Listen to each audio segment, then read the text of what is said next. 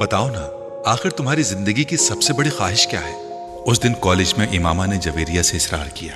जवेरिया कुछ देर उसका चेहरा देखती रही। मेरी ख्वाहिश है कि तुम मुसलमान हो जाओ। इमामा को जैसे करंट सा लगा। उसने शौक और बेयकीनी के आलम में जवेरिया को देखा। वो धीमे लहजे में कहती जा रही थी, तुम मेरी इतनी अच्छी और गहरी दोस्त हो कि मुझे ये सोचकर तकलीफ होती है कि तुम गुमराही के रास्ते पर चल रही हो और तुम्हें इसका एहसास तक नहीं है। न सिर्फ तुम बल्कि तुम्हारी पूरी फैमिली। मेरी ख्वाहिश है कि नेक अमाल पर अगर अल्लाह मुझे जन्नत में भेजे तो तुम मेरे साथ हो, लेकिन उसके लिए मुसलमान होना तो जरूरी है। इमामा के चेहरे पर एक के बाद एक रंग आ रहा था। कुछ देर बाद वो कुछ बोलने के काबिल हो सकी। मैं तवक्को नहीं कर सकती थी जवेरिया कि तुम मुझसे तहरीम जैसी बातें करोगी। तुम्हें तो मैं अपना दोस्त समझती थी, मगर तुम भी। जवेरिया ने नरमी से उसकी बात काट दी। तहरीम ने तुमसे तब जो कुछ कहा था वो ठीक कहा था। इमामा पलकें झपकाए बगैर उसे देखती रही।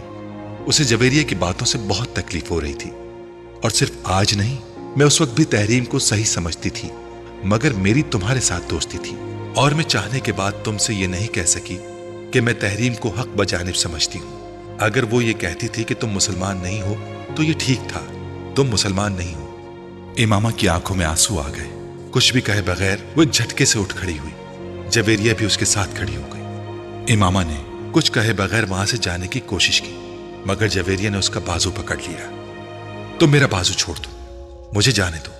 आइंदा कभी तुम मुझसे बात तक मत करना। इमामा ने भिर्राए हुए लहजे में उससे अपना बाजू छुड़ाने की कोशिश करते हुए कहा। इमामा, मेरी बात समझने की कोशिश करो। इमामा ने उसकी बात काट दी। तुमने कितना हर्ट किया है मुझे जवेरिया। मुझे कम से कम तुमसे ये उम्मीद नहीं थी। मैं तुम्हें हर्ट नहीं कर रही हूं, हकीकत बता रही हूं। रोने या जज्बात में आने के बजाय तुम ठंडे दिलो दिमाग से मेरी बात सोचो। मैं आखिर तुमको बेकार किसी बात पर हर्ट क्यों करूंगी? जवेरिया ने उसका बाजू नहीं छोड़ा। यह तो तुम्हें पता ही होगा कि तुम मुझे हर्ट क्यों कर रही हो, मगर मुझे आज यह अंदाजा जरूर हो गया है कि तुम में और तहरीम में कोई फर्क नहीं है। मगर तुमने तो मुझे उससे भी ज्यादा तकलीफ पहुंचाई है। उससे मेरी दोस्ती इतनी पुरानी नहीं थी जितनी तुम्हारे साथ है। इमामा के गालों पर आंसू बह रहे थे। वो मुसलसल अपना बाजू जवेरिया के गिरफ्त से आजाद करवाने की कोशिश कर रही थी। ये तुम्हारा इसरार था कि मैं तुम्हें अपनी जिंदगी की सबसे बड़ी ख्वाहिश बताऊं। मैं इसीलिए तुम्हें नहीं बता रही थी, और मैंने तुम्हें पहले ही मुतनब्बे कर दिया था कि तुम मेरी बात पर नाराज होगी, मगर तुमने मुझे यकीन दिलाया था कि ऐसा कभी नहीं होगा। जवेरिया ने उसे याद दिलाने की कोशिश की। मुझे अगर यह पता होता कि तुम मेरे साथ इस तरह की बात करोगी तो मैं कभी भी तुमसे तुम्हारी जिंदगी की सबसे बड़ी ख्वाहिश जानने पर इसरार न करती। इमामा ने इस बार कदरे गुस्से में कहा, अच्छा, मैं दोबारा इस मामले पर तुमसे बात नहीं करूंगी। जवेरिया ने कदरे मदाफियाना अंदाज में कहा, इससे क्या होगा? मुझे यह तो पता चल गया है कि तुम दर हकीकत मेरे बारे में क्या सोचती हो। हमारी दोस्ती अब कभी भी पहले जैसी नहीं हो सकती। आज तक मैंने कभी तुम पर इस तरह की तनकीद नहीं की, मगर तुम मुझे इस्लाम का एक फिरका समझने के बजाय गैर मुस्लिम बना रही हो। इमामा ने कहा, मैं अगर ऐसा कर रही हूं तो गलत नहीं कर रही। इस्लाम के तमाम फिरके कम से कम ये ईमान जरूर रखते हैं कि हुजूर सल्लल्लाहु अलैहि वसल्लम अल्लाह के आखिरी रसूल हैं और उनके बाद नबूवत का सिलसिला खत्म हो चुका है। इस बार जवेरिया को भी गुस्सा आ गया। Mind your language. इमामा भी भड़क उठी। मैं तुम्हें हकीकत बता रही हूं इमामा, और मैं ही नहीं, ये बात सब लोग जानते हैं कि तुम्हारी फैमिली ने रुपए के हुसूल के लिए मजहब बदला। इमामा, मेरी बातों पर इतना नाराज होने की जरूरत नहीं है। ठंडे दिलो दिमाग से। इमामा ने जवेरिया की बात काट दी। मुझे जरूरत नहीं है तुम्हारी किसी बात पर ठंडे दिलो दिमाग से गौर करने की। मैं जानती हूं हकीकत क्या है और क्या नहीं। तुम नहीं जानती, और यही अफसोसनाक बात है, जवेरिया ने कहा। इमामा ने जवाब में कुछ कहने के बजाय इस बार बहुत जोर के झटके से अपना बाजू छुड़ा लिया और तेज कदमों के साथ वहां से चल पड़ी। इस बार जवेरिया ने उसके पीछे जाने की कोशिश नहीं की। वो कुछ अफसोस और परेशानी से उसे दूर जाती देखती रही। इमामा इस तरह नाराज नहीं होती थी जिस तरह वो आज हो गई थी, और यही बात जवेरिया को परेशान कर रही थी। ये सब कुछ स्कूल में होने वाले एक वाक़े से शुरू हुआ था। इमामा उस वक्त मैट्रिक की स्टूडेंट थी और तहरीम उसकी अच्छी दोस्तों में से एक थी। वो लोग कई साल से इकट्ठे थे और न सिर्फ एक ही स्कूल में पढ़ते थे, बल्कि उनकी फैमिलीज भी एक दूसरे को बहुत अच्छी तरह जानती थी। अपने फ्रेंड्स में से इमामा की सबसे ज्यादा दोस्ती तहरीम और जवेरिया से थी, मगर उसे हैरत होती थी कि इतनी गहरी दोस्ती के बावजूद भी जवेरिया और तहरीम उसके घर आने से कतराती थीं। इमामा हर साल अपनी सालगिरह पर उन्हें इनवाइट करती और अक्सर वो अपने घर पर होने वाली दूसरी तकरीबात में भी उन्हें मदऊ करती, मगर वो घर से इजाजत ना मिलने का बहाना बना देती। चंद बार इमामा ने खुद उन दोनों के वालिदैन से इजाजत लेने के लिए बात की, लेकिन उसके बेतहाशा इसरार के बावजूद उन दोनों के वालिदैन उन्हें उसके घर आने की इजाजत ना देते। उनके रवैये पर कुछ शाकी होकर उसने अपने वालिदैन से शिकायत की, तुम्हारी ये दोनों फ्रेंड्स सैयद हैं, ये लोग आम तौर पर हमारे फिरके को पसंद नहीं करते, इसीलिए इन दोनों के वालिदैन इन्हें हमारे घर नहीं आने देते। एक बार उसकी अम्मी ने उसकी शिकायत पर कहा, ये क्या बात हुई, हमारे फिरके को क्यों पसंद नहीं करते? इमामा को उनकी बात पर ताज्जुब हुआ।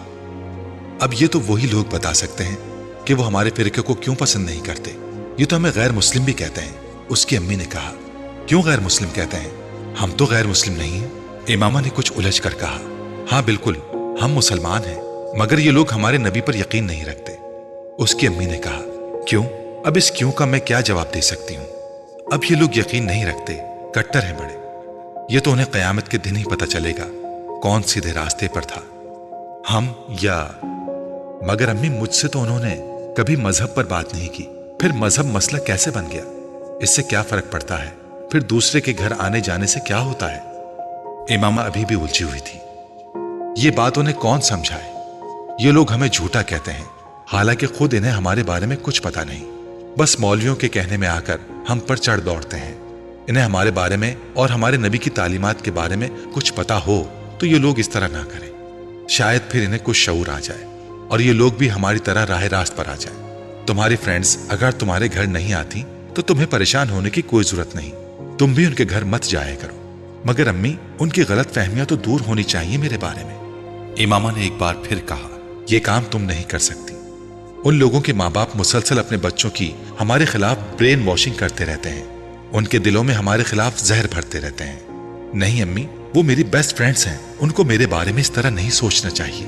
मैं उन लोगों को अपनी किताबें पढ़ने के लिए दूंगी ताकि उनके दिल में मेरे बारे में ये गलत फहमियां दूर हो सकें, फिर हो सकता है ये हमारे नबी को भी मान जाए। इमामा ने कहा। उसकी अम्मी कुछ सोचने पड़ गई।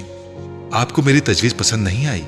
ऐसा नहीं है, तुम जरूर उन्हें अपनी किताबें दो, मगर इस तरीके से नहीं कि उन्हें यह लगे कि तुम अपने फिरके की तरवीज के लिए उन्हें ये किताबें दे रही हो। तुम उन्हें यह कहकर किताबें देना कि तुम चाहती हो कि वो हमारे बारे में जाने, हमको ज्यादा बेहतर तरीके से समझ सकें, और उनसे यह भी कहना कि इन किताबों का जिक्र वो अपने घर वालों से ना करें, वरना वो लोग ज्यादा नाराज हो जाएंगे। इमामा ने उनकी बात पर सर हिला दिया। उसके चंद दिनों बाद इमामा स्कूल में कुछ किताबें लेकर गई थी। ब्रेक के दौरान जब वो ग्राउंड में आकर बैठी तो इमामा अपने साथ वो किताबें भी ले आई। मैं तुम्हारे और जवेरिया के लिए कुछ लेकर आई हूं। क्या लाई हो, दिखाओ। इमामा ने शॉपर से वो किताबें निकाल ली और उन्हें 2 हिस्सों में तकसीम करते हुए उन दोनों की तरफ बढ़ा दिया। वो दोनों इन किताबों पर नजर डालते ही कुछ चुप सी हो गई। जवेरिया ने इमामा से कुछ नहीं कहा, मगर तहरीम यकदम कुछ उखड़ गई। ये क्या है? उसने सर महरी से पूछा। ये किताबें मैं तुम्हारे लिए लाई हूं, इमामा ने कहा। क्यों? ताकि तुम लोगों की गलत फहमियां दूर हो सकें। किस तरह की गलत फहमियां? वही गलत फहमियां जो तुम्हारे दिल में है, हमारे मजहब के बारे में है। इमामा ने कहा। तुमसे किसने कहा कि तुम्हारे मजहब या तुम्हारे नबी के बारे में कुछ गलत फहमियां हैं? तहरीम ने बड़ी संजीदगी से पूछा। मैं खुद अंदाजा कर सकती हूँ, सिर्फ इसी वजह से तुम लोग हमारे घर नहीं आते। तुम लोग शायद ये समझते हो कि हम लोग मुसलमान नहीं हैं, या हम लोग कुरान नहीं पढ़ते, या हम लोग मोहम्मद सल्लल्लाहु अलैहि वसल्लम को पैगंबर नहीं मानते। हालांकि ऐसी कोई बात नहीं है, हम लोग उन सब चीजों पर यकीन रखते हैं। हम तो सिर्फ ये कहते हैं कि मोहम्मद सल्लल्लाहु अलैहि वसल्लम के बाद हमारा भी एक नबी है, और वो भी उसी तरह काबिल एहतराम है जिस तरह मोहम्मद सल्लल्लाहु अलैहि वसल्लम। इमामा ने बड़ी संजीदगी के साथ वजाहत करते हुए कहा। तहरीम ने अपने हाथ में पकड़ी हुई किताबें उसे वापस थमा दी।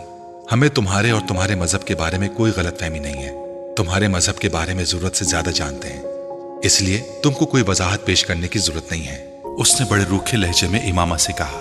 और जहां तक इन किताबों का ताल्लुक है तो मेरे और जवेरिया के पास इतना बेकार वक्त नहीं है कि इन अहमकाना दावों, खुशफहमियों और गुमराही के इस पुलंदे पर जाया करें जिसे तुम अपनी किताबें कह रही हो। तहरीम ने एक झटके के साथ जवेरिया के हाथ में पकड़ी हुई किताबें खींचकर उन्हें भी इमामा के हाथ में थमा दिया। इमामा का चेहरा खिफ्फत और शर्मिंदगी के साथ सुर्ख पड़ गया। उसे तहरीम से इस तरह के तबसरे की तवक्को नहीं थी। اگر ہوتی تو کبھی اسے وہ کتابیں دینے کی حماقت ہی نہ کرتی۔ اور جہاں تک اس احترام کا تعلق ہے تو اس نبی پر جس پر نبوت کا نزول ہوتا ہے اور اس نبی میں جو خود بخود نبی ہونے کی خوش فہمی میں مبتلا ہو جاتا ہے، زمین اور آسمان کا فرق ہوتا ہے۔ تم لوگوں کو اگر قرآن پر واقعی یقین ہوتا تو تمہیں اس کے ایک ایک حرف پر یقین ہوتا۔ نبی ہونے میں اور نبی بننے میں بڑا فرق ہوتا ہے۔ تحریم، تم میری اور میرے فرقے کی بے عزتی کر رہی ہو۔ امامہ نے آنکھوں میں امڑتے ہوئے آنسوؤں کے ساتھ کہا، میں کسی کی بے عزتی نہیں کر رہی، میں صرف حقیقت بیان کر رہی ہوں۔ وہ اگر تمہیں بے عزتی لگتی ہے تو میں اس کے بارے میں کچھ نہیں کر سکتی۔ تحریم نے دو ٹوک انداز میں کہا، روزے رکھنے اور بھوکے رہنے میں بڑا فرق ہوتا ہے، قرآن پڑھنے اور اس پر ایمان لانے میں بڑا فرق ہوتا ہے۔ بہت سارے عیسائی اور ہندو بھی اسلام کے بارے میں جاننے کے لیے قرآن پڑھتے ہیں، تو کیا انہیں مسلمان مان لیا جاتا ہے؟ اور بہت سے مسلمان بھی دوسرے مذہب کے بارے میں جاننے کے لیے دوسری الہامی کتابیں پڑھتے ہیں، تو کیا وہ غیر مسلم ہو جاتے ہیں؟ اور تم لوگ اگر حضور صلی اللہ علیہ وآلہ وسلم کو پیغمبر مانتے ہو تو کوئی احسان نہیں کرتے، تم ان کی نبوت کو جھٹلاؤ گے تو اور کیا جھٹلاؤ گے؟ پھر تو انجیل کو بھی جھٹلانا پڑے گا، جس میں حضور صلی اللہ علیہ وآلہ وسلم کی نبوت کی خوشخبری دی گئی تھی۔ پھر تو توریت کو بھی جھٹلانا پڑے گا، جس میں ان کی نبوت کی بات کی گئی ہے۔ پھر قرآن پاک کو بھی جھٹلانا پڑے گا، جو محمد صلی اللہ علیہ وآلہ وسلم کو آخری نبی قرار دیتا ہے۔ اور سب سے بڑی بات یہ ہے کہ اگر تمہارا نبی محمد صلی اللہ علیہ وآلہ وسلم کی نبوت کو جھٹلاتا ہے تو وہ ان مناظروں کی کیا توجیہ پیش کرتا ہے جو وہ نبوت کا دعویٰ کرنے سے پہلے کئی سال عیسائی پادریوں سے محمد صلی اللہ علیہ وآلہ وسلم کی نبوت اور اسلام کے آخری دین ہونے پر کرتا رہا۔ اس لیے امام ہاشم، تم ان چیزوں کے بارے میں بحث کرنے کی کوشش مت کرو جن کے بارے میں تمہیں سرے سے کچھ پتا ہی نہیں۔ تمہیں نہ اس مذہب کے بارے میں پتا ہے جس پر تم چل رہی ہو، اور نہ اس کے بارے میں جس پر تم بات کر رہی ہو۔ تحریم نے دو ٹوک انداز میں کہا، اور میں ایک چیز بتا دوں تمہیں، دین میں کوئی جبر نہیں ہوتا۔ تم لوگ محمد صلی اللہ علیہ وآلہ وسلم کی نبوت کے ختم ہونے کا انکار کرتے ہو تو ہمارے پیغمبر صلی اللہ علیہ وآلہ وسلم کو کوئی فرق نہیں پڑتا، مگر ہم محمد صلی اللہ علیہ وآلہ وسلم کی نبوت پر یقین رکھتے ہیں۔ امامہ نے اس بات پر زور دیتے ہوئے کہا، تو پھر ہم انجیل پر بھی یقین رکھتے ہیں، اسے الہامی کتاب مانتے ہیں۔ حضرت عیسیٰ علیہ السلام کی نبوت پر یقین رکھتے ہیں، تو کیا ہم کرسچن ہیں؟ اور ہم تو حضرت موسیٰ علیہ السلام، حضرت داؤد علیہ السلام کی نبوت پر بھی یقین رکھتے ہیں، تو کیا پھر ہم یہودی ہیں؟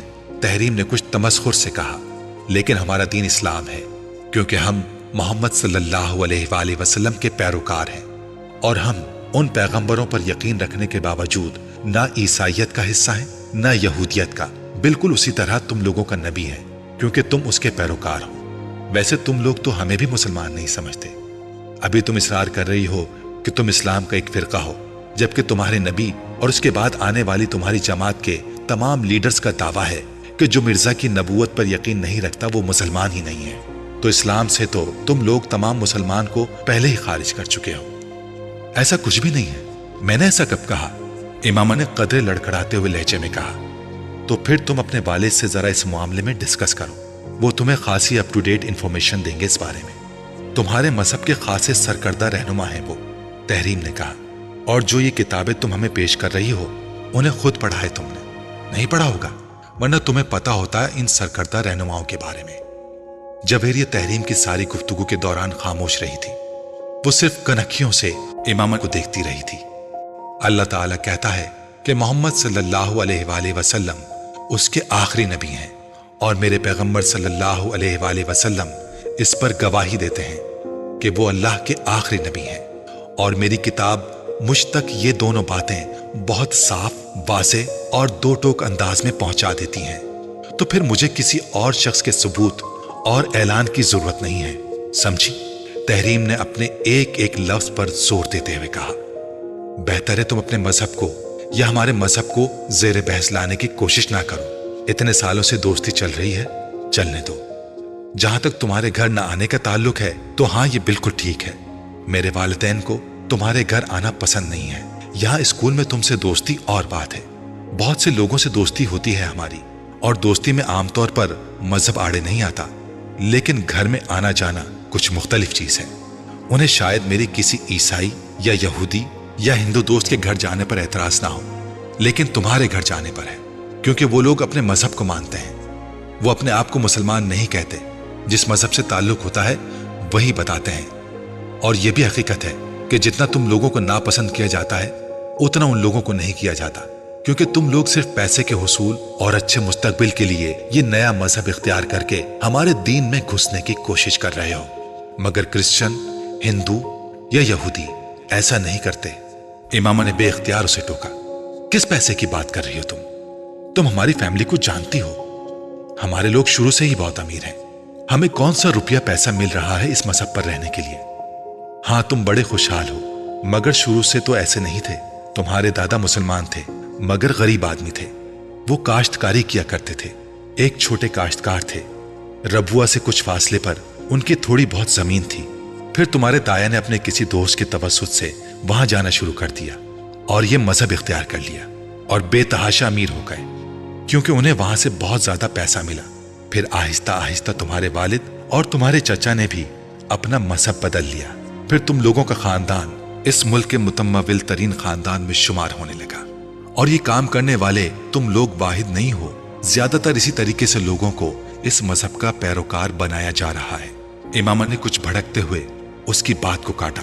तुम झूठ बोल रही हो। तुम्हें यकीन नहीं आ रहा तो तुम अपने घर वालों से पूछ लेना कि इस कदर दौलत किस तरह आई उनके पास और अभी भी किस तरह आ रही है। तुम्हारे वालिद इस मजहब की तबलीग करते हैं। हर साल लाखों डॉलर्स आते हैं उन्हें गैर मुल्की मिशंस और एनजीओ से।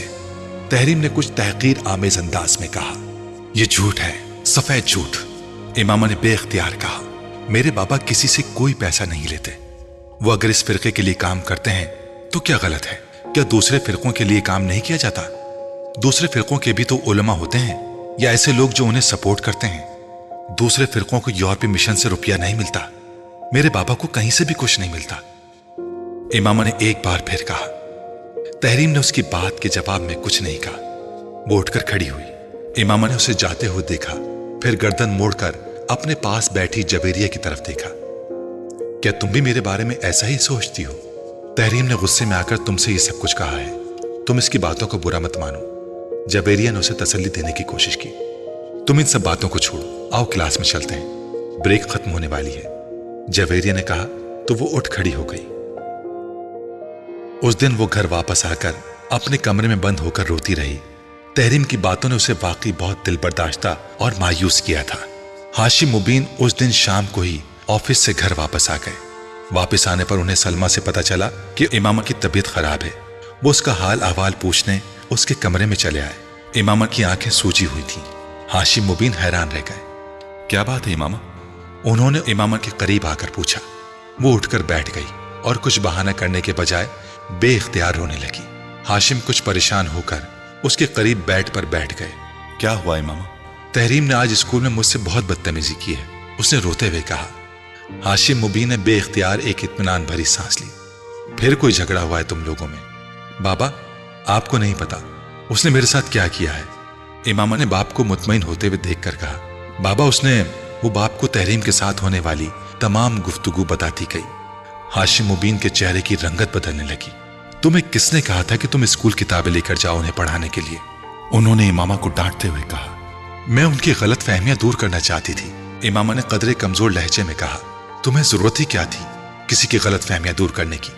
वो हमारे घर नहीं आती तो ना आए, हमें बुरा समझती हैं तो समझती रहे, हमें इससे क्या फर्क पड़ता है? हाशिम मुबीन ने उसे समझाते हुए कहा। मगर अब तुम्हारी इस हरकत से पता नहीं वो क्या समझेगी, किस किस को बताएगी कि तुमने उसे वो किताबें देने की कोशिश की। खुद उसके घर वाले भी नाराज होंगे। इमामा, हर एक को ये नहीं बताते फिरते कि तुम क्या हो, ना ही अपने फिरके के बारे में बहस करते हैं। अगर कोई बहस करने की कोशिश भी करे तो हाँ में हाँ मिला देते हैं, वरना लोग खामखा फजूल तरह की बातें करते हैं और फजूल तरह के शुबहात में मुब्तला होते रहते हैं। उन्होंने समझाया। मगर बाबा, आप भी तो बहुत सारे लोगों को तबलीग करते हैं। इमामा ने कुछ उलझे हुए अंदाज में कहा। फिर मुझे क्यों मना कर रहे हैं? मेरी और बात है। मैं सिर्फ उन्हीं लोगों से मजहब की बात करता हूँ जिनसे मेरी बहुत बेतकल्लुफी हो चुकी होती है और जिनके बारे में मुझे ये महसूस हो कि इन पर मेरी तरगीब और तबलीग का असर हो सकता है। मैं 2-4 दिन की मुलाकात में किसी को किताबें बांटना शुरू नहीं हो जाता। हाशिम मुबीन ने कहा। बाबा, उनसे मेरी दोस्ती 2-4 दिन की नहीं है, ہم کئی سالوں سے دوست ہیں۔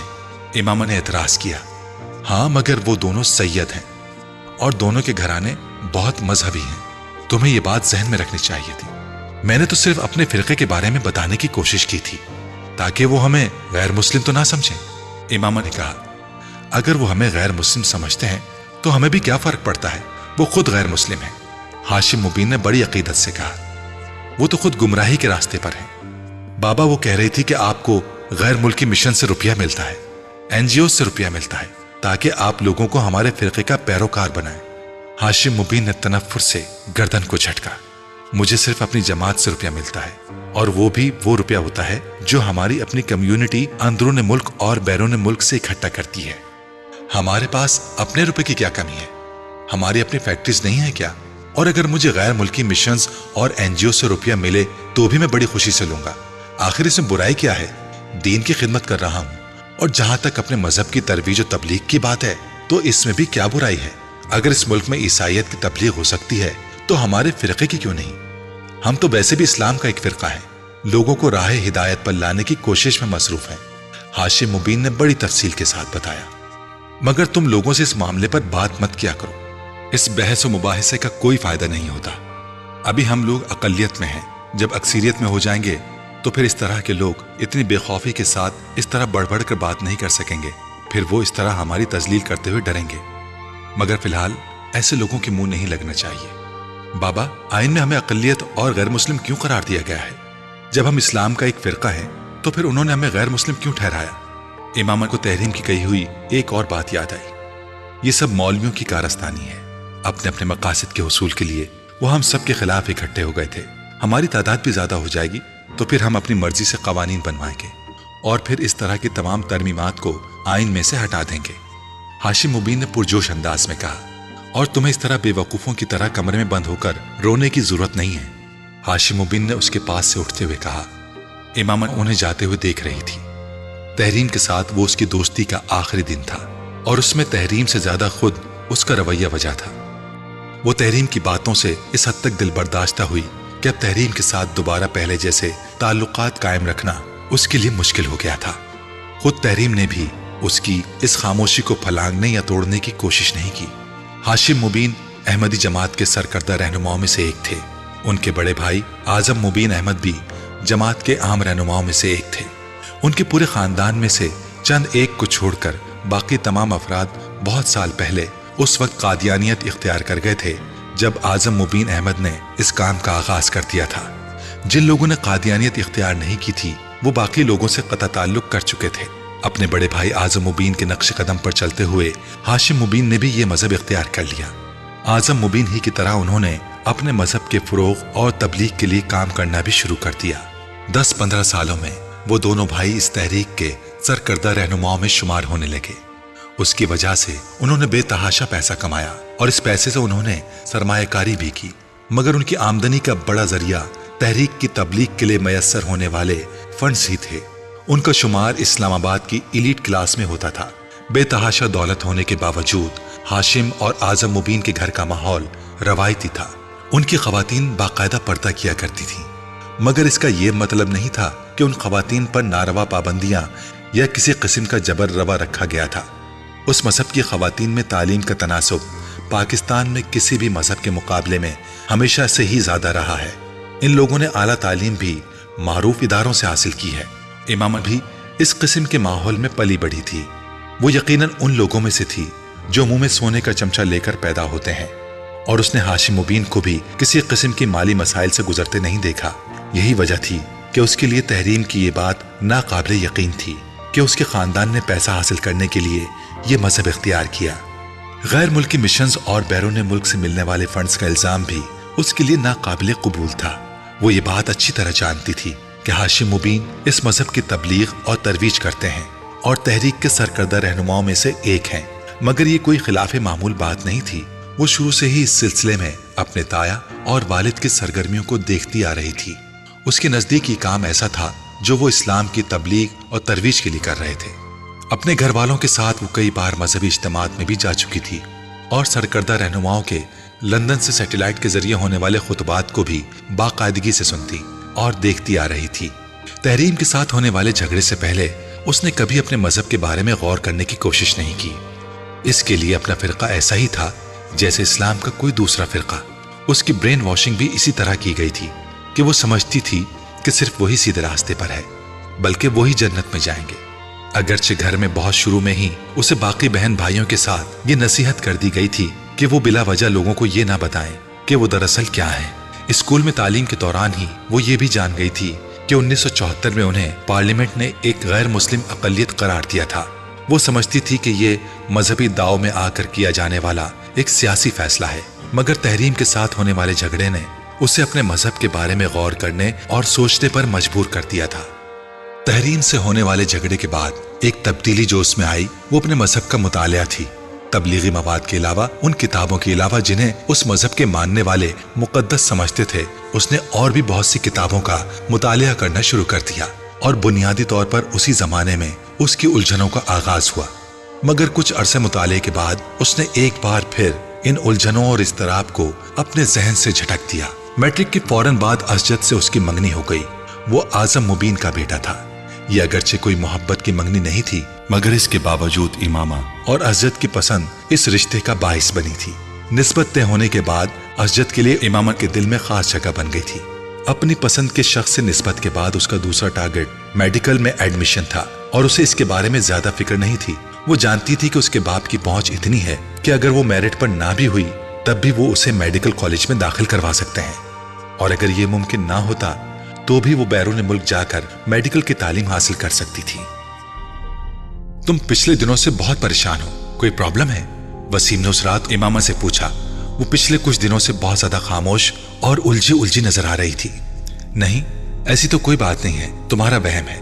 امامہ نے مسکرانے کی کوشش کی۔ خیر، وہم تو نہیں، کوئی نہ کوئی بات ہے ضرور، تم بتانا نہیں چاہتی تو اور بات ہے۔ وسیم نے سر جھٹکتے ہوئے کہا۔ وہ امامہ کے ڈبل بیڈ پر اس سے کچھ فاصلے پر لیٹا ہوا تھا۔ وہ اپنی فائل میں رکھے نوٹس الٹ پلٹ کر رہی تھی۔ وسیم کچھ دیر اس کے جواب کا انتظار کرتا رہا، پھر اس نے ایک بار پھر اسے مخاطب کیا۔ میں نے ٹھیک کہا نا، تم بتانا نہیں چاہتی؟ ہاں، میں فی الحال بتانا نہیں چاہتی۔ امامہ نے ایک گہرا سانس لے کر اعتراف کیا۔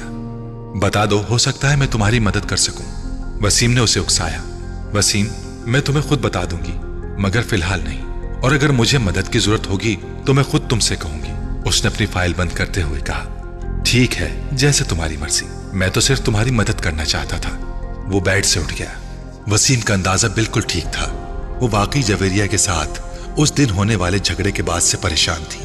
اگرچہ جویریہ نے اگلے دن اس سے معذرت کر لی تھی، مگر اس کی الجھن اور اضطراب میں کوئی کمی نہیں آئی تھی۔ جویریہ کی باتوں نے اسے بہت پریشان کر دیا تھا۔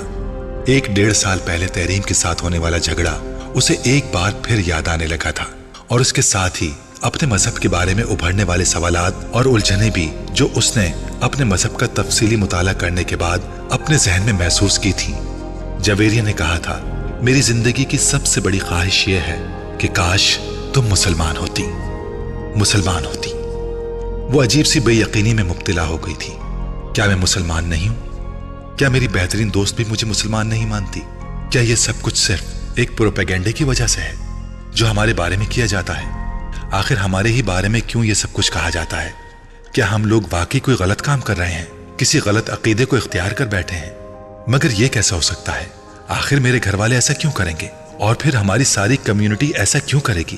اور شاید ان سوالوں سے نجات پانے کی ایک کوشش تھی کہ ایک ہفتے بعد اس نے ایک بہت بڑے عالم دین کی قرآن پاک کی تفسیر خریدی۔ وہ جاننا چاہتی تھی کہ ان کے بارے میں دوسرے فریق کا موقف کیا ہے۔ قرآن پاک کا ترجمہ وہ اس سے پہلے بھی پڑھ رہی تھی، مگر وہ تحریف شدہ حالت میں تھا۔ اسے اس سے پہلے اس بات کا یقین نہیں تھا کہ جو قرآن پاک وہ پڑھتے ہیں اس میں کئی جگہوں پر کچھ تبدیلیاں کی گئی ہیں، مگر اس مشہور عالم دین کی تفسیر پڑھنے کے دوران اسے ان تبدیلیوں کے بارے میں معلوم ہو گیا جو ان کے اپنے قرآن میں موجود تھیں۔ اس نے یہ کے بعد دیگر مختلف فرقوں کے اداروں میں شائع ہونے والے قرآن پاک کے نسخوں کو دیکھا۔ ان میں سے کسی میں بھی وہ تبدیلیاں نہیں تھیں جو خود ان کے قرآن میں موجود تھیں، جبکہ مختلف فرقوں کی تفاسیر میں بہت زیادہ فرق تھا۔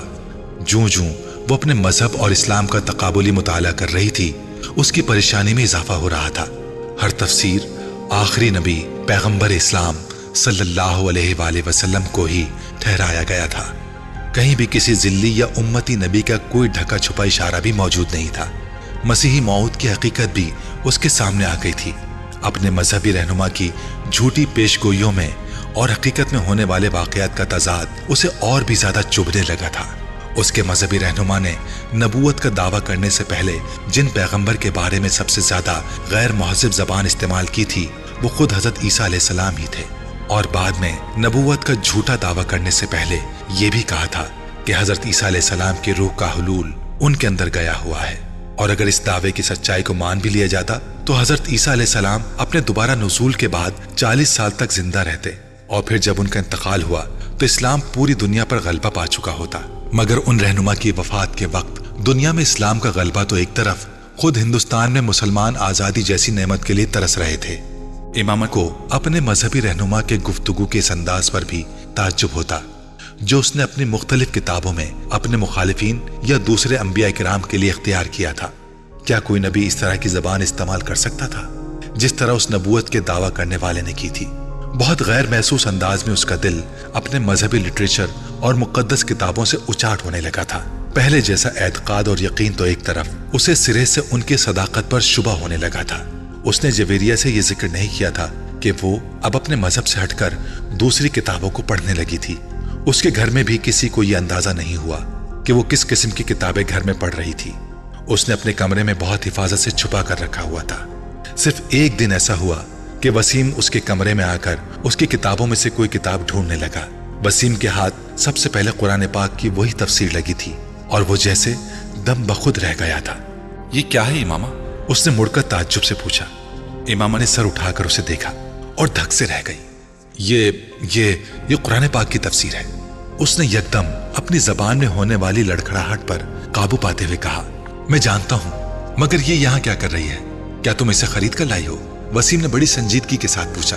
हाँ, मैं इसे खरीद कर लाई हूं, मगर तुम इतना परेशान क्यों हो रहे हो? बाबा को पता चलेगा तो वो कितना गुस्सा करेंगे, तुम्हें अंदाजा है?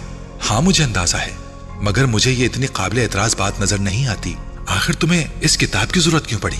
वसीम ने किताब वहीं रख दी। क्योंकि मैं जानना चाहती हूं कि दूसरे अकायद के लोग आखिर कुरान पाक की क्या तफसीर कर रहे हैं। हमारे बारे में कुरान के हवाले से उनका नुक्ता नजर क्या है? इमामा ने संजीदगी से कहा। वसीम पलकें झुकाए बगैर उसे देखता रहा। तुम्हारा दिमाग ठीक है? मेरा दिमाग बिल्कुल ठीक है, इमामा ने पुरसुकून अंदाज में कहा। क्या बुराई है अगर मैं दूसरे मजाहिब के बारे में जानूं और उनके कुरान पाक की तफसीर पढ़ूं? हमें इसकी जरूरत नहीं है, वसीम ने नाराजगी से कहा। तुम्हें जरूरत नहीं होगी, मुझे जरूरत है, इमामा ने दो टोक अंदाज में कहा। मैं आंखें बंद करके किसी भी चीज पर यकीन करने के कायल नहीं हूं, उसने वाज़े अल्फाज में कहा। तो ये तफसीर पढ़कर तुम्हारे शुबहात दूर हो गए हैं? वसीम ने तंज़े लहजे में पूछा। इमामा ने सर उठाकर उसे देखा। पहले मुझे अपने एतकाद के बारे में शुबा नहीं था, अब है।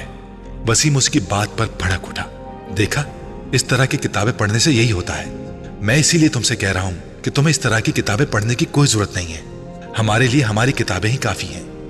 मैंने इतनी तफासीर देखी हैं, कुरान पाक के इतने तर्जुमे देखे हैं। हैरानी की बात है वसीम, कहीं भी हमारे नबी का जिक्र नहीं है। हर तफसीर में अहमद से मुराद मोहम्मद सल्लल्लाहु अलैहि वसल्लम को ही लिया जाता है, हमारे नबी को नहीं।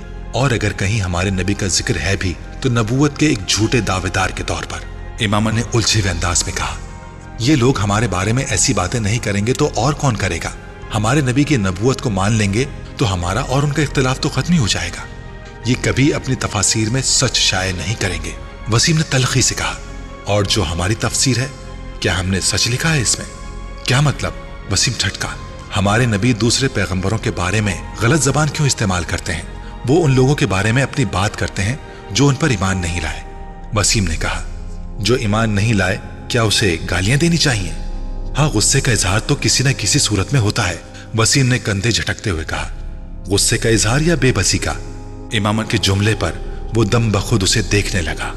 जब हजरत ईसा अलैहिस्सलाम पर लोग ईमान नहीं लाए तो उन्होंने लोगों को गालियां तो नहीं दी। हजरत मोहम्मद सल्लल्लाहु अलैहि वसल्लम पर लोग ईमान नहीं लाए थे तो उन्होंने भी किसी को गालियां नहीं दी। मोहम्मद सल्लल्लाहु अलैहि वसल्लम ने तो उन लोगों के लिए भी दुआ की जिन्होंने उन्हें पत्थर मारे। जो वही कुरान पाक की सूरत में हजरत मोहम्मद सल्लल्लाहु अलैहि वसल्लम पर नाजिल हुई है, उसमें कोई गाली नहीं मिलती। और जिस मजमुए को हमारे नबी अपने ऊपर नाजिल शुदा सहीफा कहते हैं, वो गालियों से भरा हुआ है। इमामा, ہر انسان کا مزاج دوسرے سے مختلف ہوتا ہے، ہر انسان الگ طرح سے ری ایکٹ کرتا ہے۔ وسیم نے تیزی سے کہا۔ امامہ نے قائل نہ ہونے والے انداز میں سر ہلایا۔ میں ہر انسان کی بات نہیں کر رہی ہوں، میں نبی کی بات کر رہی ہوں۔ جو شخص اپنے غصے پر قابو نہیں رکھ سکتا وہ نبوت کا دعویٰ کیسے کر سکتا ہے؟ جس شخص کی زبان سے گالیاں نکلتی ہوں اس کی زبان سے حق و صداقت کی بات نکل سکتی ہے؟ وسیم، مجھے اپنے مذہب اور عقیدے کے بارے میں الجھن سی ہے۔ وہ ایک لمحے کے لیے رکی۔ میں نے اتنی تفاسیر میں اگر کسی امتی نبی کا ذکر پایا ہے تو وہ حضرت عیسیٰ علیہ السلام ہے، اور میں نہیں سمجھتی کہ ہمارے نبی حضرت عیسیٰ علیہ السلام یا مسیحی موعود ہیں۔ نہیں، یہ وہ نہیں ہیں جن کے آنے کے بارے میں قرآن پاک میں ذکر ہے۔ اس بار اس نے اپنے الفاظ کی خود ہی پرزور تردید کی۔ تم اب اپنی بکواس بند کر لو تو بہتر ہے، وسیم نے ترش لہجے میں کہا۔ کافی فضول باتیں کر چکی ہو تم۔ فضول باتیں؟ امامہ نے بے یقینی سے اسے دیکھا۔ تم کہہ رہے ہو فضول باتیں کر رہی ہوں؟ مسجد اقصی اگر ہمارے شہر میں ہے تو پھر جو اتنے سینکڑوں سالوں سے فلسطین میں مسجد اقصی ہے وہ کیا ہے؟ ایک نام کی دو مقدس جگہیں دنیا میں بنا کر خدا تو مسلمانوں کو کنفیوز نہیں کر سکتا۔ مسلمانوں کو چھوڑو، یہودی، عیسائی، ساری دنیا اسی مسجد کو قبلہ اول تسلیم کرتی ہے۔ اگر کوئی نہیں کرتا تو ہم نہیں کرتے۔ یہ عجیب بات نہیں ہے؟ امامہ، میں ان تمام معاملات پر تم سے بحث نہیں کر سکتا۔ بہتر ہے تم اس مسئلے کو بابا سے ڈسکس کرو، وسیم نے اکتا کر کہا۔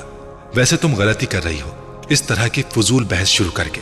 میں بابا کو تمہاری یہ ساری باتیں بتاؤں گا، اور یہ بھی کہ تم آج کل کیا پڑھ رہی ہو، وسیم نے جاتے جاتے دھمکانے والے انداز میں کہا۔ وہ کچھ سوچ کر الجھے ہوئے انداز میں اپنے ہونٹ کاٹنے لگی۔ وسیم کچھ دیر ناراضی کا اظہار کر کے کمرے سے باہر چلا گیا۔ وہ کمرے میں ٹہلنے لگی۔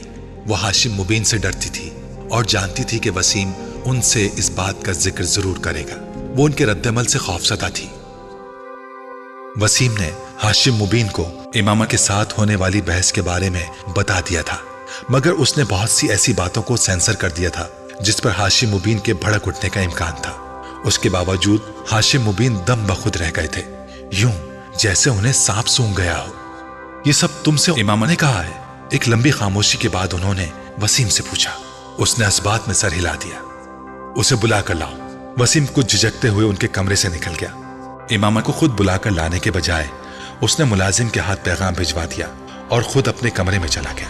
وہ امامہ اور ہاشم مبین کی گفتگو کے دوران موجود رہنا نہیں چاہتا تھا۔ ہاشم مبین کے کمرے کے دروازے پر دستک دے کر وہ اندر داخل ہوئی تو اس وقت ہاشم اور ان کی بیگم بالکل خاموش بیٹھے تھے۔ ہاشم مبین نے اسے جن نظروں سے دیکھا تھا اس کے جسم کی لرزش میں کچھ اور اضافہ کر دیا۔ بابا، آپ نے مجھے بلوایا تھا؟ کوشش کے باوجود وہ روانی سے بات نہیں کہہ سکی۔ ہاں، میں نے بلوایا تھا۔ وسیم سے کیا بکواس کی تھی تم نے؟ ہاشم مبین نے بلا تمہید بلند آواز میں اس سے پوچھا۔ وہ اپنے ہونٹوں پر زبان پھیر کر رہ گئی۔ کیا پوچھ رہا ہوں تم سے؟ وہ ایک بار پھر دھاڑے۔ شرم سے ڈوب مرنا چاہیے تمہیں۔ خود گناہ کرتی ہو اور اپنے ساتھ ہمیں بھی گناہ گار بناتی ہو۔ امامہ کی آنکھوں میں آنسو آ گئے۔ تمہیں اپنی اولاد کہتے ہوئے مجھے شرم آ رہی ہے۔ کون سی کتابیں لائی ہو تم؟ وہ مشتعل ہو گئے تھے۔ جہاں سے کتابیں لے کر آئی ہو کل تک وہیں دے آؤ، ورنہ میں انہیں اٹھا کر پھینک دوں گا باہر۔ جی بابا، اس نے اپنے آنسو پوچھتے ہوئے صرف اتنا ہی کہا۔ اور آج کے بعد اگر تم نے جویریہ کے ساتھ میل جول رکھا تو میں تمہارا کالج جانا بند کر دوں گا۔ بابا، جویریہ نے مجھ سے کچھ نہیں کہا، اس کو تو کچھ پتا ہی نہیں ہے۔ اس بار امامہ نے قدرے مضبوط آواز میں احتجاج کیا۔ تو پھر اور کون ہے جو تمہارے دماغ میں یہ خناس بھر رہا ہے؟ وہ بری طرح چلائے۔ میں خود ہی۔ امامہ نے کچھ کہنے کی کوشش کی۔ ہو کیا تم؟ اپنی عمر دیکھو اور چلی ہو عقیدے جانچنے، اپنے نبی کی نبوت کو پرکھنے۔ ہاشم مبین کا پارا پھر ہائی ہو گیا۔ اپنے باپ کی شکل دیکھو جس نے ساری عمر تبلیغ میں گزار دی۔ کیا میں عقل کا اندھا ہوں یا پھر تم مجھ سے زیادہ عقل رکھتی ہو؟ جمعہ 4 دن ہوئے ہیں تمہیں پیدا ہوئے اور تم چل پڑی ہو اپنی نبی کی نبوت کو ثابت کرنے۔ ہاشم مبین اب اٹھ کر کھڑے ہو گئے۔ تم منہ میں سونے کا چمچ لے کر اس نبی کی وجہ سے پیدا ہوئی ہو جس کی نبوت کو آج تم جانچنے بیٹھ گئی ہو۔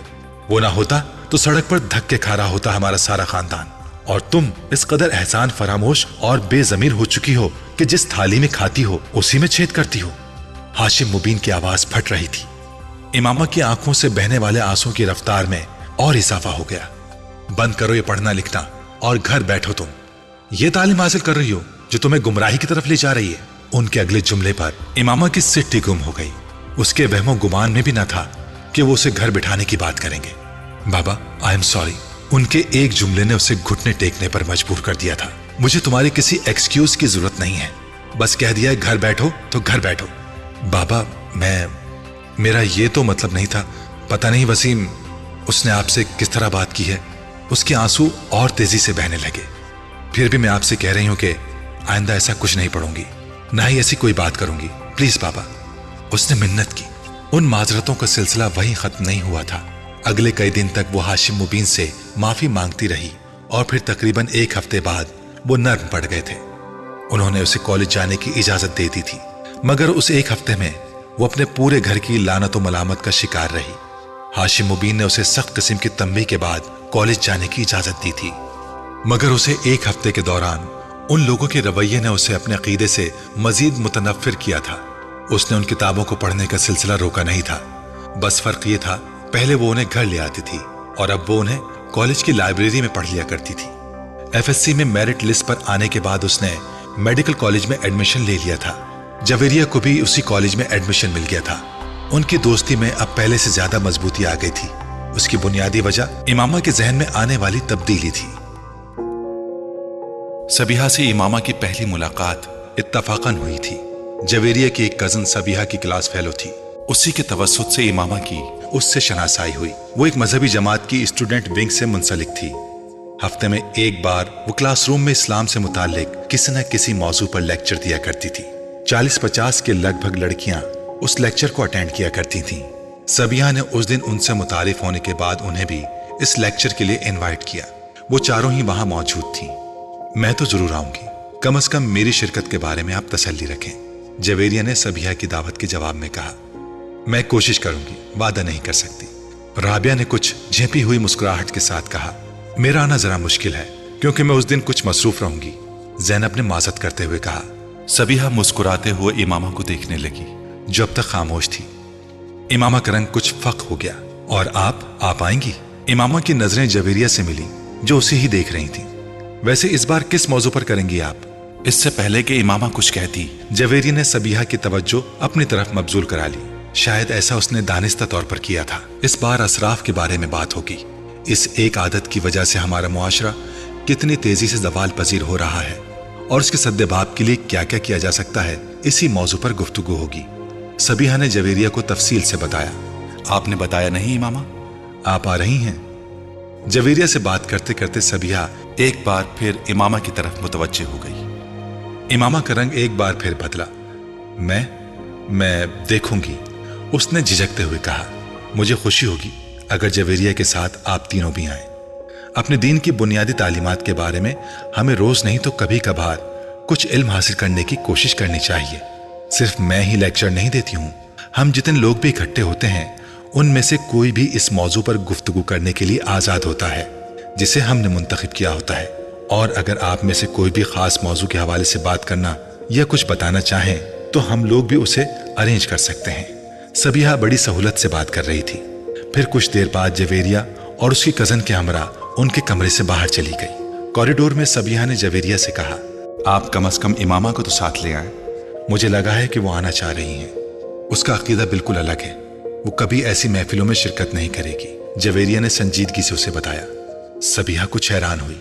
आपको चाहिए कि आप उन्हें इस्लाम का मुतालिया करने की दावत दें। हो सकता है इस तरह वो सही और गलत का फर्क कर सकें। सबीहा ने चलते हुए कहा, मैं एक बार ऐसी कोशिश कर चुकी हूँ। वो बहुत नाराज हो गई थी और मैं नहीं चाहती कि हम दोनों की इतनी लंबी दोस्ती इस तरह खत्म हो। जवेरिया ने कहा, अच्छे दोस्त वही होते हैं जो एक दूसरे को गुमराही से बचाएं और आप पर भी फर्ज है कि आप ऐसा ही करें। सबीहा ने कहा, वो ठीक है, मगर कोई बात सुनने पर तैयार ना हो तो तब भी सही बात कहते रहना फर्ज है। हो सकता है कोई दूसरा आपकी बात पर गौर करने पर मजबूर हो जाए। सबीहा अपनी जगह दुरुस्त थी, इसलिए वो मुस्कुरा कर रह गई। तुम जाओगे उसका लेक्चर सुनने? सबीहा के निकलने के बाद ज़ैनब ने राबिया से पूछा। नहीं, मेरा कोई इरादा नहीं है, मैं ऐसे लेक्चर हजम नहीं कर सकती, राबिया ने अपनी किताबें उठाते हुए लापरवाही से कहा। इमामा ज़ैनब और जवेरिया के बरक्स वो कदरे आज़ाद ख्याल थी और ज़्यादा मजहबी रुझान भी नहीं रखती थी। वैसे मैंने सबीहा की खासी तारीफ सुनी है, ज़ैनब ने राबिया की बात के जवाब में कहा। ज़रूर सुनी होगी, बोलती तो वाकई अच्छा है और मैंने तो ये भी सुना है कि उसके वालिद भी किसी मजहबी जमात से मुंसलिक हैं। जाहिर है फिर असर तो होगा। رابعہ نے اس کی معلومات میں اضافہ کیا۔ امامہ ان سے کچھ دور ایک کونے میں اپنی کتاب لیے بیٹھی بظاہر ان کا مطالعہ کرنے میں مصروف تھی، مگر ان دونوں کی گفتگو بھی ان تک پہنچ رہی تھی۔ اس نے شکر کیا کہ ان دونوں نے اسے اس گفتگو میں گھسیٹنے کی کوشش نہیں کی۔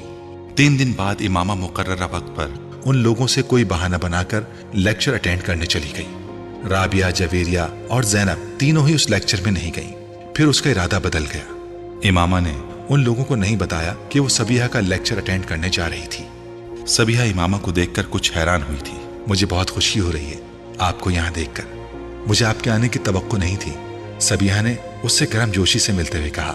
یہ پہلا قدم تھا اسلام کی جانب جو امامہ نے اٹھایا تھا۔ اس سارے عرصے میں اسلام کے بارے میں اتنی کتابیں، تفاسیر اور تراجم پڑھ چکی تھی کہ کم از کم وہ کسی بھی چیز سے ناواقف اور انجان نہیں تھی۔ اسراف کے بارے میں اسلامی اور قرآنی تعلیمات اور احکامات سے بھی وہ اچھی طرح واقف تھی، مگر اس کے باوجود سبیحہ کی دعوت کو رد کرنے کے بجائے قبول کرنے میں اس کی پیش نظر صرف ایک ہی چیز تھی۔ وہ اپنے مذہب سے اسلام تک کا وہ فاصلہ طے کرنا چاہتی تھی جو اسے بہت مشکل لگتا تھا۔ اور پھر وہ صرف پہلا اور آخری لیکچر نہیں تھا، یہ کہ بعد دیگرے وہ اس کا ہر لیکچر اٹینڈ کرتی رہی۔ وہی چیزیں جنہیں وہ کتابوں میں پڑھتی رہی ان کے منہ سے سن کر پر اثر ہو جاتی تھی۔ اس کی سبیحہ سے عقیدت میں اضافہ ہوتا جا رہا تھا۔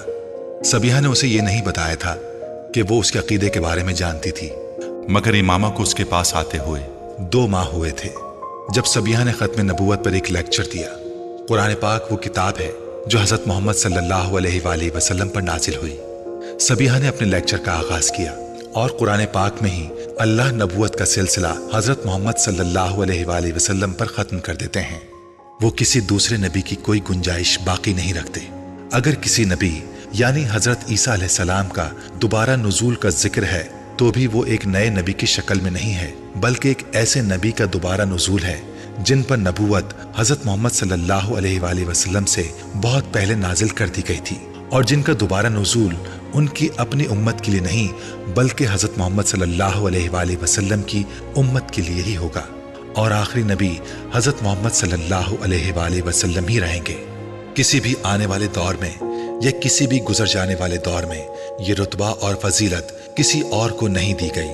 کیا یہ ممکن ہے کہ اللہ ایک پیغمبر کو یہ رتبہ اور درجہ عطا کرتا اور پھر اسے چھین کر کسی دوسرے شخص کو دے دیتا ہے؟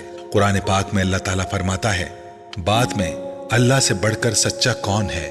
تو کیا یہ ممکن ہے کہ وہ اپنی بات کو خود ہی رد کر دیتا؟ اور پھر اگر اللہ کی اس بات کی گواہی حضرت محمد صلی اللہ علیہ وآلہ وسلم خود دیتے ہیں کہ ہاں وہ اللہ کے آخری رسول صلی اللہ علیہ وآلہ وسلم ہیں اور ان کے بعد دوبارہ کوئی نبی نہیں آئے گا، تو پھر کیا ہمارے لیے کسی بھی طور پر یہ جائز اور مناسب ہے کہ ہم کسی دوسرے شخص کی نبوت کے دعوے پر غور تک کریں؟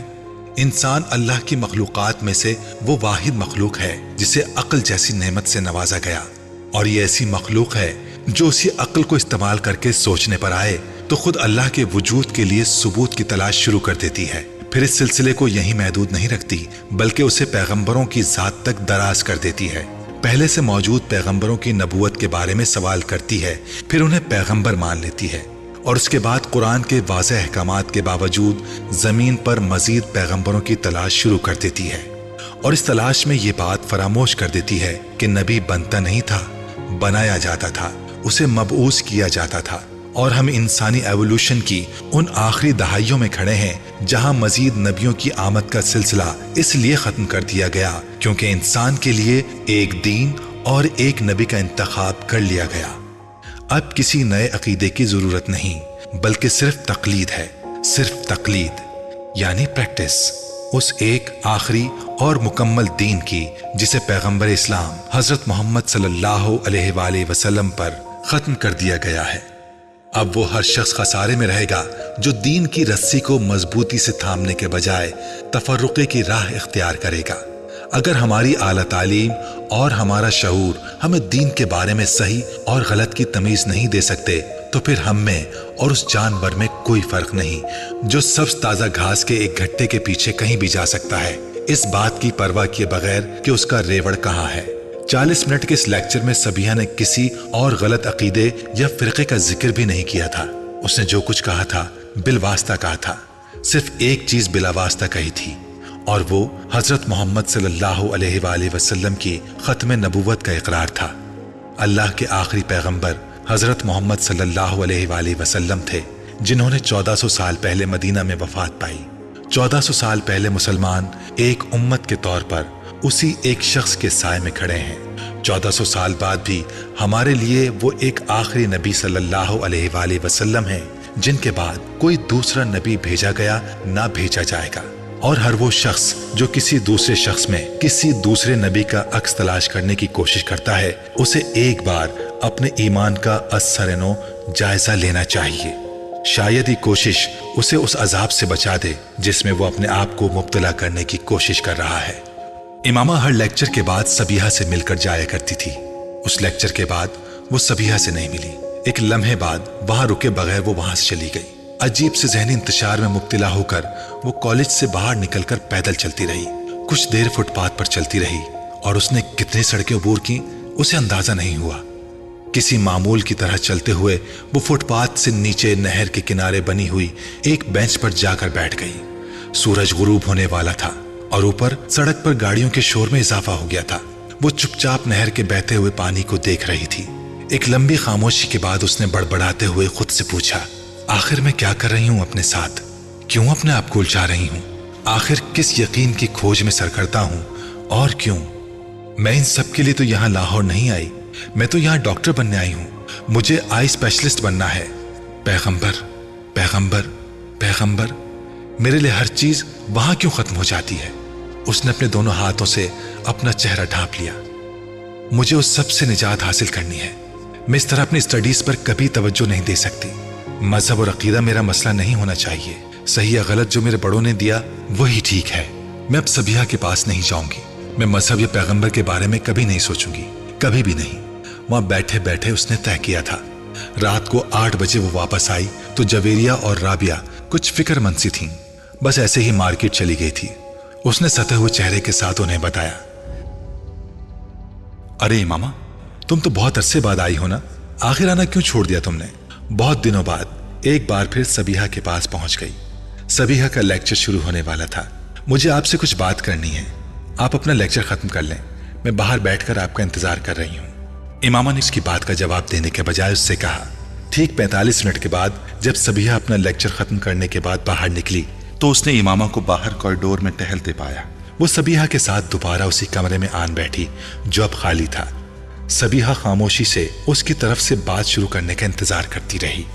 امامہ چند لمحے کسی سوچ میں ڈوبی رہی، پھر اس نے سبیحہ سے کہا، آپ کو پتا ہے میں کس مذہب سے ہوں؟ ہاں میں جانتی ہوں، جویریہ نے مجھے بتایا تھا۔ سبیحہ نے پرسکون انداز میں کہا، میں آپ کو بتا نہیں سکتی کہ میں کس حد تک فرسٹریٹڈ ہوں۔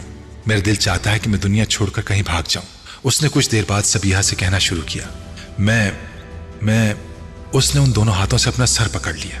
مجھے پتا ہے کہ اس نے ایک بار پھر اپنی ادھوری بات چھوڑ دی۔ پھر خاموشی۔ مگر میں اپنا مذہب نہیں چھوڑ سکتی، میں تباہ ہو جاؤں گی، میرے ماں باپ مجھے مار ڈالیں گے، میرا کریئر، میرے خواب، سب کچھ ختم ہو جائے گا۔ میں نے تو سرے سے عبادت کرنا تک چھوڑ دی ہے، مگر پھر بھی پتہ نہیں کیوں مجھے سکون نہیں مل رہا ہے۔ آپ میری صورتحال کو سمجھیں، مجھے لگ رہا ہے یہ سب کچھ غلط ہے اور صحیح کیا ہے مجھے نہیں معلوم۔ امامہ تم اسلام قبول کر لو۔ سبیحہ نے اس کی بات کے جواب میں صرف ایک جملہ کہا، یہ میں نہیں کر سکتی۔ میں آپ کو بتا رہی ہوں میں کتنے مسائل کا شکار ہو جاؤں گی، تو پھر میرے پاس کس لیے آئی ہو؟ سبیحہ نے اسی پرسکون انداز میں کہا۔ وہ اس کا منہ دیکھنے لگی، پھر اس نے بے بسی سے کہا، پتہ نہیں میں آپ کے پاس کس لیے آئی ہوں، تم صرف یہی جملہ سننے آئی ہو جو میں نے تم سے کہا ہے۔ میں تمہیں کوئی دلیل نہیں دوں گی کیونکہ تمہیں کسی سوال کے جواب کی تلاش نہیں ہے۔ ہر سوال کا جواب تمہارے اندر موجود ہے، تم سب جانتی ہو، بس تمہیں اقرار کرنا ہے۔ ایسا ہی ہے نا؟ امامہ کی آنکھوں میں آنسو تیرنے لگے۔ مجھے لگ رہا ہے کہ میرے پاؤں زمین سے اکھڑ چکے ہیں، میں جیسے خلا میں سفر کر رہی ہوں، اس نے بھرائی ہوئی آواز میں کہا۔ سبیحہ نے اس کی بات کا جواب نہیں دیا، وہ بسم اللہ پڑھ رہی تھی۔ امامہ گیلی آنکھوں کے ساتھ اس کا چہرہ دیکھنے لگی۔ کہیں کچھ بھی نظر نہیں آتا سبیحہ، کچھ بھی نہیں۔ اس نے اپنے ہاتھوں کی پشت سے اپنے آنسوں کو صاف کیا۔ لا الہ الا اللہ۔ سبیحہ کے لب آہستہ آہستہ ہلنے لگے۔ امامہ دونوں ہاتھوں سے چہرہ ڈھانپ کر بچوں کی طرح پھوٹ پھوٹ کر رونے لگی، اور وہ روتے ہوئے سبیحہ کے پیچھے کلمے کے الفاظ دہرا رہی تھی، محمد الرسول اللہ، इमामा ने अगले अल्फाज दोहराए। उसकी आवाज फिर आ गई। इमामा की समझ नहीं आ रहा था उसे इतना रोना क्यों आ रहा था। उसे कोई पछतावा, कोई अफसोस नहीं था, मगर फिर भी उसे अपने आंसुओं पर काबू पाना मुश्किल हो रहा था। बहुत देर तक रोते रहने के बाद उसने जब सर उठाया तो सबिया उसके पास बैठी हुई थी। इमामा गीले चेहरे के साथ उसे देखकर मुस्कुरा दी।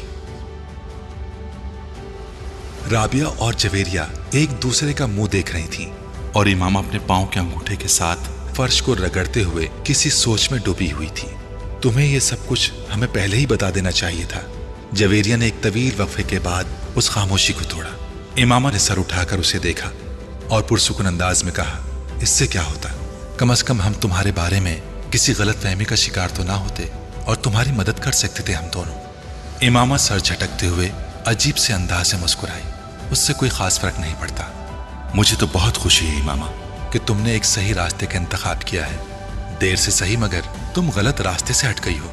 जवेरिया ने उसके पास बैठते हुए नर्म लहजे में कहा, तुम अंदाजा नहीं कर सकती कि मैं इस वक्त तुम्हारे लिए अपने दिल में क्या महसूस कर रही हूँ। इमामा चुपचाप उसे देखती रही। तुम्हें अगर हम दोनों की तरफ से कोई भी मदद की जरूरत हो तो हिचकिचाना मत। तुम्हारी मदद करके हमें खुशी होगी। मुझे वाकई तुम लोगों की मदद की बहुत जरूरत है, बहुत ज्यादा जरूरत है।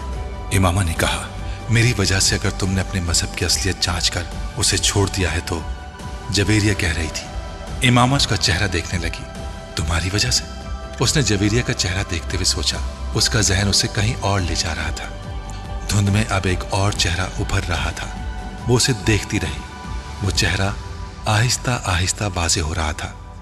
ज़ेरे आब उभरने वाले किसी नक्श की तरह चेहरा अब वाज़ेह हो गया था। इमामा मुस्कुराई।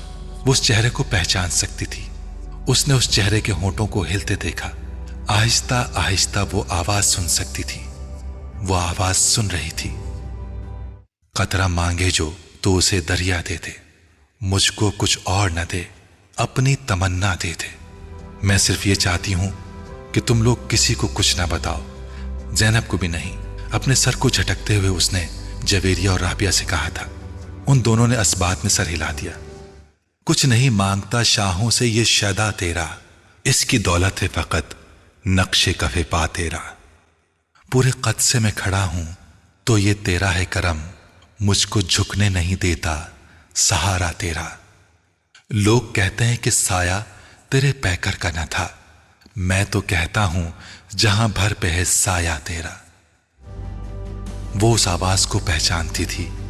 ये जलालुन नसर की आवाज थी। इमामा को मेडिकल कॉलेज में चंद रोज हुए थे जब एक वीकेंड पर इस्लामाबाद आने के बाद उसने रात को ज़ैनब के घर लाहौर फोन किया। बेटा, मैं ज़ैनब को बुलाती हूं, तुम होल्ड रखो। ज़ैनब की अम्मी फोन रखकर चली गई। वो रिसीवर कान से लगाए इंतजार करने लगी। कुछ नहीं मांगता शाहों से ये शैदा तेरा, इसकी दौलत है फकत नक्शे कफे पा तेरा। मर्दाना आवाज में फोन पर सुनाई देने वाली वो नात इमामा ने पहले भी सुनी थी, मगर उस वक्त जो कोई भी उसे पढ़ रहा था वो कमाल जज्ब से उसे पढ़ रहा था। पूरे कद से खड़ा हूं तो ये तेरा है करम, मुझको झुकने नहीं देता सहारा तेरा। उसे अंदाजा नहीं था कि किसी मर्द की आवाज इतनी खूबसूरत हो सकती है, इस कदर खूबसूरत कि पूरी दुनिया उसकी आवाज की कैद में लगे। इमामा ने अपना सांस रोक लिया। शायद वो सांस लेना भूल गई। लोग कहते हैं कि साया तेरे पैकर का न था, मैं कहता हूं जहां भर पे है साया तेरा।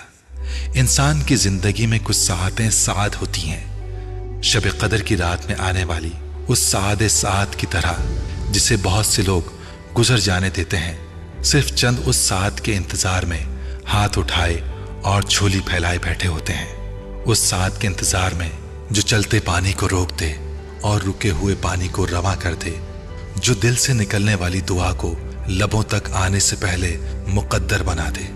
इमामा हाशिम की जिंदगी में वो सादे साद शब कदर की किसी रात को नहीं आई थी। ना उसने इस सादे साद के लिए हाथ उठाए थे, ना झोली फैलाई थी। फिर भी उसने जमीनों आसमान की गर्दिश को कुछ देर के लिए थमे देखा था।